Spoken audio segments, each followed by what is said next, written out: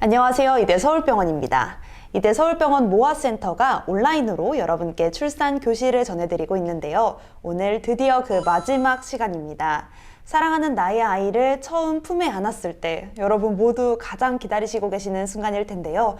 사랑하는 나의 아이를 위해 오늘은 신생아 관리에 대해 알아보겠습니다. 이대 서울병원 소아청소년과 심소연 교수님 모셨습니다. 교수님 안녕하세요. 네, 안녕하세요.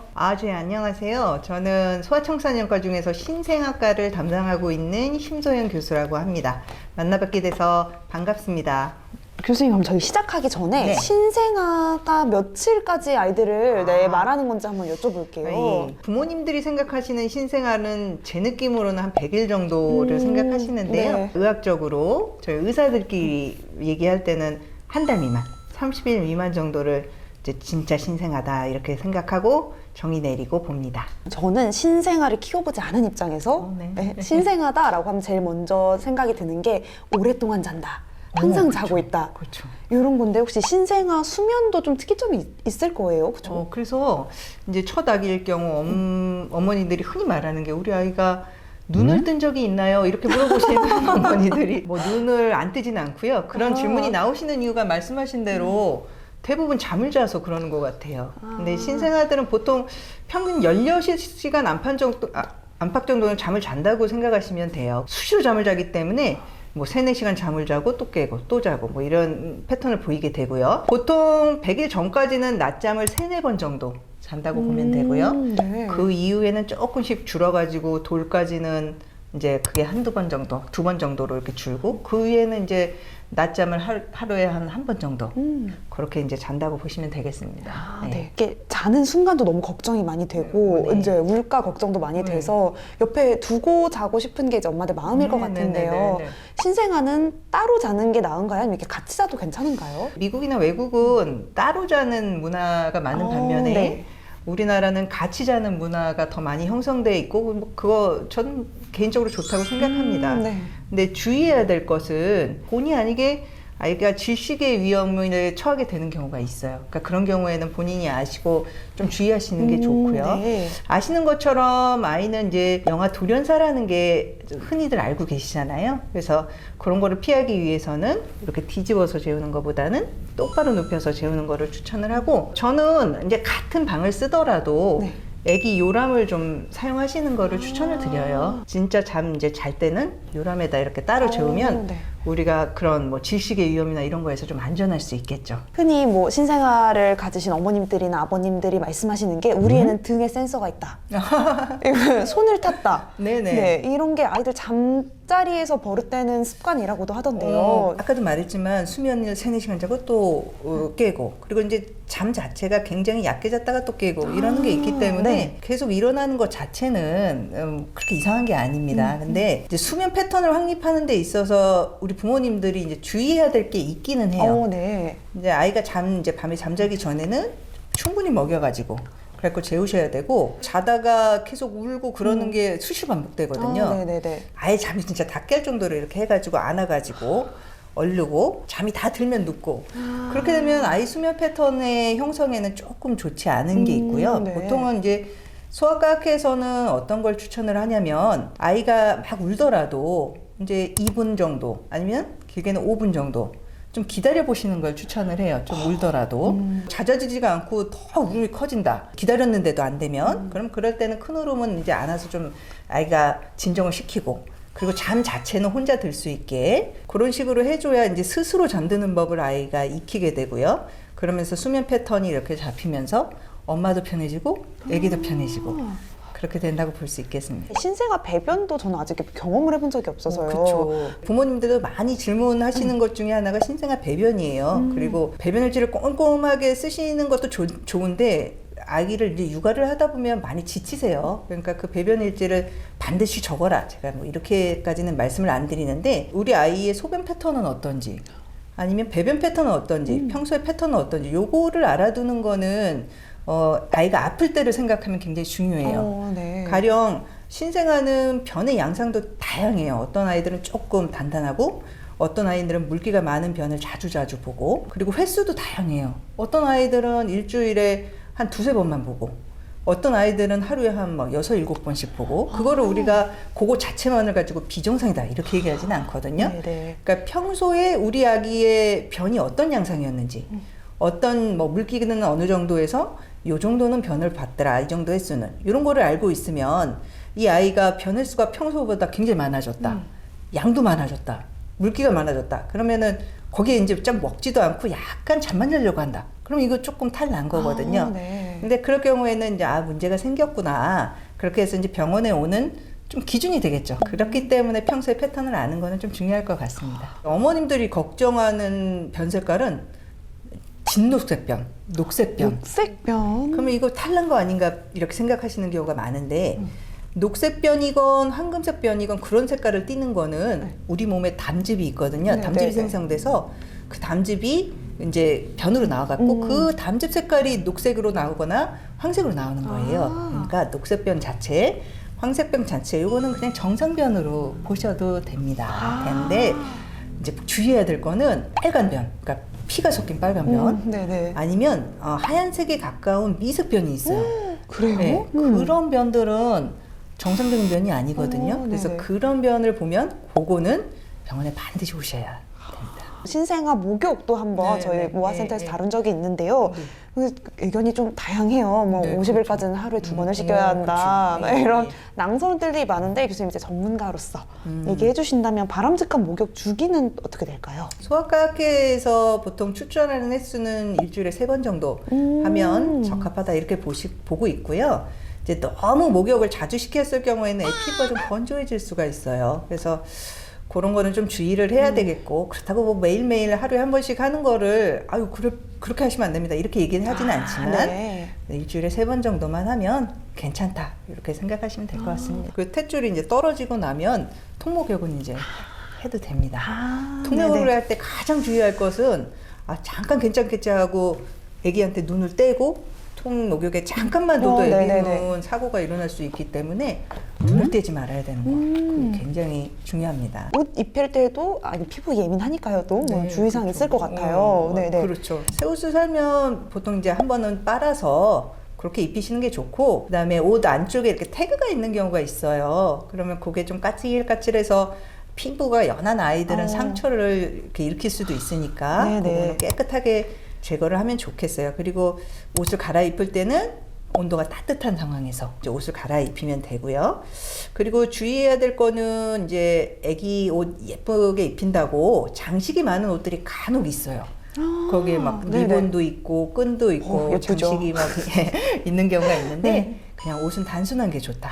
그런 장식이 있을 경우에는 애기들은 가만히 있지 않잖아요. 그런 것들에 상처가 되기도 하고 또 심하면 질식을 유발하기도 하고 그래서 단순한 옷을 입히고 뭐 옷들 다 알아서 잘 나오지만 뭐 단추 같은 거 그런 것들이 등 쪽에 있는 것보다는 앞쪽에 있는 게 애기한테 편하겠죠. 우리 어머님들이 이제 처음 아이가 생기면 로망이 많으실 텐데 그 중에 하나가 또 아이랑 뽀뽀하는 거. 그렇죠. 이걸 것 같아요. 귀엽죠. 이거 괜찮은가요, 교수님? 이제 뽀뽀를 조금 주의해야 된다고 생각하는 거는 감염 같은 게 걱정이 돼서 그러실 것 같아요. 네, 맞아요. 네, 우리 입속에는 다 균이 있어요. 그래서 이제 뽀뽀를 언제 하느냐 뭐 이런 것도 물론 궁금하시겠지만 중요한 건 엄마 아빠의 구강 건강 상태가 좋아야 됩니다. 나쁜 균을 입에 보유하고 있으면 아기가 살다 보면은 아기한테도 그 균이 비슷한 균이 입안에 형성될 수 있기 때문에 항상 구강 청결을 철저히 해주시는 게 좋고 보통 아기가 한 15개월이 지나면 입안에 이제 균이 형성이 된다고 그래요. 제가 뽀뽀를 언제 해라 마라 이렇게는 딱 정할 수는 없지만 적어도 뭐 입술에다가 아기를 직접적으로 뽀뽀를 한다든지 그런 거는 다 주의하실 것 같아요. 네, 좀 조심하시는 게 낫지 않을까 이렇게 생각을 합니다. 단유에 대한 데서 궁금해하시는 분들이 꽤 있어요. 이제 큰 아이들 같은 경우에는 모유를 끊을 때 그 아이에 맞춰주라 이렇게 이제 원칙은 그렇게 돼 있어요. 엄마가 주도하는 게 아니라 아이한테 맞춰서 서서히 아이를 이해시키면서 이제 이렇게 그러니까 끊어주라는 그렇게 얘기가 돼 있고, 근데 신생아나 큰아이나 모유를 끊을 때 주의할 거는 갑작스러운 거는 정말 안 됩니다. 가령 신생아 같은 경우 모유를 끊을 때 엄마가 모유를 성급하게 먼저 끊으세요. 그리고 이제 분유를 먹이려고 하는데 강력하게 거부하는 애들이 있어요. 그래요? 그렇게 되면 아이는 거의 안 먹어가지고 굉장히 걱정스러운 사태가 발생할 수도 그러게요. 있거든요. 그래서 모유를 끊을 때는 항상 서서히 끊어야 되고, 만약에 이제 아기가 신생아일 경우에는 가령 하루에 모유를 10번을 먹었다. 그러면은 난 이제 분유로 완전히 갈아타겠다. 그러면 이제 하루에 한 2번씩 그거를 바꿔주는 겁니다. 그래서 10번 중에 2번은 분유, 그 다음 중에 10번 중에 4번은 분유. 이렇게 해서 서서히 아이한테 적응을 시키면서 갈아타야 되고, 그거는 큰 아이들의 경우에도 마찬가지고요. 참고로 근데 이제 소아과 의사니까요. 모유 수유는 이제 우리 WHO 얘기 많이 하잖아요. 거기서 권장하기로는 만 2살까지는 그냥 모유를 먹여라.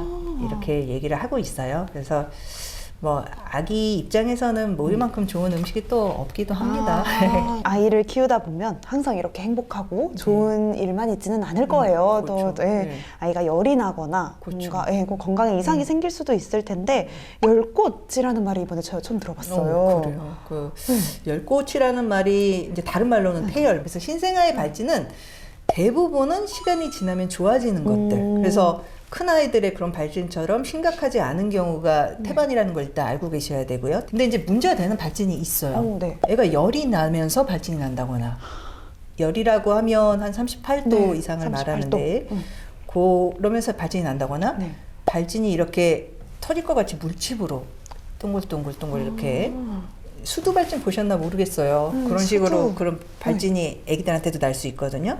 그러면서 빨갛게 되면서 이제 막 아파하거나 이런 발진은 감염성 발진이기 때문에 그럼 반드시 병원에 오셔야 되는 발진입니다. 신생아가 열이 나면 그 10명 중에 1명은 요로 감염이 있다고 보셔도 돼요. 아 진짜요? 네, 그리고 다른 뭐 혈액 내 세균 감염이라든지 내수막염이라든지 이런 비율이 큰 아이들 비해서는 높거든요.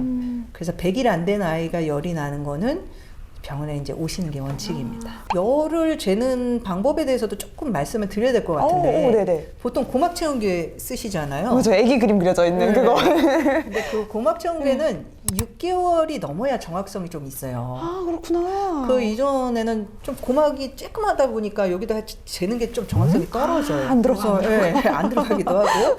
그래서 그렇게 재지 마시고 순 체온계는 안 되고요. 약국에 가면 전자체온계라는 게 있어요. 요 끝에 이렇게 은색으로 끝이 이렇게 쌓이는 것 같이 보이는 전자체온계가 있는데 그거 사용하시면 되고요. 가장 정확한 거는 직장체온이라고 해서 항문에다가 그 체온계를 한 1.5cm 정도 살짝 밀어놓고 삐 소리 날 때까지 이렇게 재는 거예요. 그래서 거기서 38도가 넘으면 진짜 열이 있는 거고, 그게 조금 다 번거롭다. 그러면 이게 겨드랑이.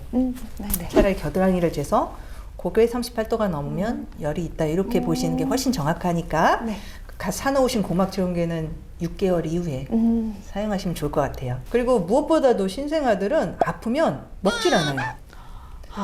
잘 먹다가 먹지 않고 좀 늘어져요. 그리고 잠을 물론 많이 자는데 유난히 늘어져서 먹지도 않고 처져서 잠만 자요. 이거는 아픈 거의 초기 증상일 가능성이 있거든요. 그럴 때는 병원 꼭 오시는 게 좋겠습니다. 그리고 토 색깔이 연두빛 나는 초록빛 토를 하면 그건 혹시나 외과적으로 수술해야 할 질환이 숨어 있는 걸 수도 있어요. 그래서 그런 우유빛 토가 아니라 초록빛 토를 했다. 그거는 응급실 오셔야 되는 그런 사인이라고 보시면 되겠습니다. 오늘 되게 많은 것을 교수님께 배웠는데 제가 가장 기억에 남는 건 정답은 없지만 아이의 평소에 비해 뭔가 달라졌을 때는 주의가 필요하다. 이렇게 정리가 될 것 같습니다. 교수님 마지막으로 우리 처음 아이를 만난 부모님들께 당부하시고 싶은 말씀이나 전하실 말씀 있으실까요? 우리 애기들 너무 귀해요. 너무 귀하고 사실은 우리 애기들을 부모님들뿐만 아니라 우리 사회가 같이 키워줘야 된다고 저는 생각을 해요. 그래서 모두 다 아껴줘야 되고 위해줘야 되고 당연한 거라고 저는 생각하고 있어요. 근데 이제 소아 청소년과 의사로서 우리 신생아를 보는 엄마들도 만나지만 가끔은 청소년을 데리고 오는 부모님들을 보는데 온도차가 너무 커요. 그래서 끝까지 잘 서포트 해주고 너무 에너지를 초반에 다 빼지 말고 그래서 멀리 보고 잘 키웠으면 좋겠고요. 그리고 귀한 만큼 또 남을 배려하는 아이로, 남을 배려한 우리의 리더십은 배려의 리더십이에요. 결국은 배려하는 게 남을 위하는 것이기도 하지만 나중에 또 커서 자라서 보면 결국은 자기를 위한 일이라는 거를 저는 느껴요. 이렇게 큰 아이들을 계속 보니까. 네네. 그렇게 해서 잘 우리 키워나가서 건강한 아이와 건강한 부모님이 되셨으면 좋겠습니다. 지금까지 소아청소년과 심소연 교수님과 함께 신생아 관리에 대해서 알아봤습니다. 저희가 여러분의 의견을 듣기 위해 영상 아래마다 설문 링크를 달아뒀습니다. 더 좋은 의료 서비스를 제공하는 모아센터가 될 수 있도록 여러분의 소중한 의견 남겨주시면 감사하겠습니다. 여러분의 건강하고 행복한 임신과 출산, 이대 서울병원 모아센터가 함께하겠습니다. 고맙습니다. 감사합니다. 감사합니다.